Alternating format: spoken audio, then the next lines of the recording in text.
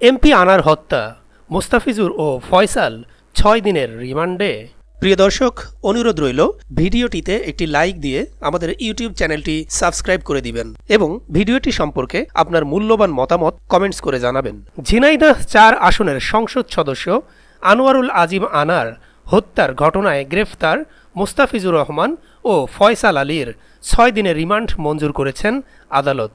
বৃহস্পতিবার দুপুরে Dhaka metropolitan magistrate Mohammad আতাউল্লাহর আদালত রিমান্ডের এ আদেশ দেন। এর আগে গত বুধবার চট্টগ্রামের সীতাকুণ্ডের একটি মন্দির থেকে তাদের গ্রেফতার করে গোয়েন্দা পুলিশ।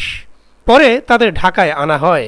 গত ২৮ মে কলকাতার নিউ টাউনের সঞ্জীবা গার্ডেনের সেপটিক ট্যাঙ্ক থেকে কিছু মাংস উদ্ধার করে পশ্চিমবঙ্গের সিআইডি। ধারণা করা হচ্ছে তা এমপি আনারের মরদেহের খণ্ডিত অংশ।